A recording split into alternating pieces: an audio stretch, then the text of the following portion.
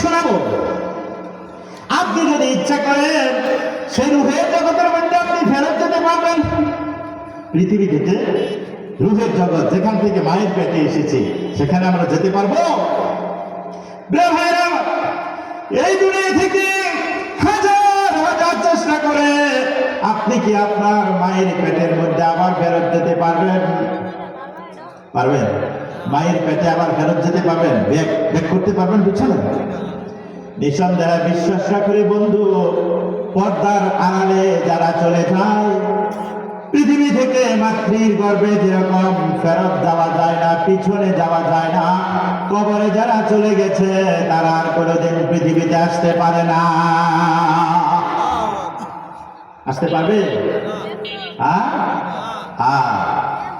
এজন্যই কিছু মানুষ আছে, দুর্বল ইমানের মানুষ, তারা কি বলে জানেন? মানুষ মরে গেলে 40 দিন পর্যন্ত তার রূপটা বাড়ির আশেপাশে নাকি ঘুরে। এ ধরনের কিছু বিশ্বাস কুসংস্কার, মিথ্যা বিশ্বাস, মিথ্যা কথা, এগুলো আপনাদের এলাকায় থাকতেও পারে, নাও থাকতে পারে। যদি থাকে তাহলে আজকের এই মাহফিল থেকে এই বিশ্বাসটা পরিবর্তন করে দিতে হবে। পিছনে ব্যাক করার কোনো সুযোগ নেই। গতি কোথায়? সামনে। কোথায়? সামনে। জান্নাত পর্যন্ত। কোন স্থান পর্যন্ত? জান্নাত পর্যন্ত হলো, সেখানে গিয়ে এই গতি থামবে। এই যে চলছে এই মোশন, এটা জান্নাত পর্যন্ত, জান্নাতে গিয়ে এই গতি থেমে যাবে। জান্নাতের আগ পর্যন্ত এই যে চলছে, সামনে চলছে, আর পিছনে ফেরার কোনো সুযোগ নেই। এজন্যই কবরের মধ্যে যারা শুয়ে পড়েছে, যত বড় আল্লাহ পাকের বন্ধু, কবরের কাছে গিয়ে কোনো কিছু চাওয়া যাবে? যাবে? কোনো কাজ হবে?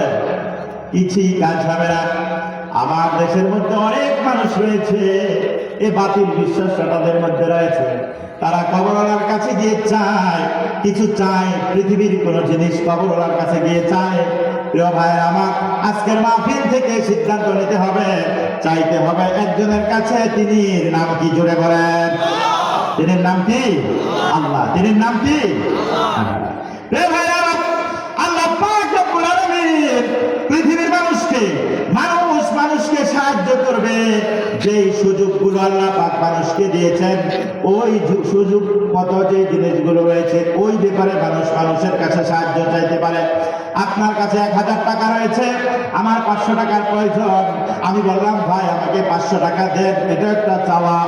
আপনার কাছে আমি এই ধরনের চাইতে পারি, আপনি আমাকে যেটা দেওয়ার মতো সামর্থ্য রাখেন। আল্লাহ পাক আপনাকে সামর্থ্য দিয়েছেন। মহান মালিক যে কাজের শক্তি বান্দাকে দেয় নাই, ওই জিনিসগুলো মানুষের কাছে চাইতে পারে না। তাহলে সন্তান সন্ততি কে দেয়? মানুষকে সন্তান সন্ততি দিবে, এ ধরনের কোন শক্তি আল্লাহ পাক মানুষকে দিয়েছেন? দেন নাই।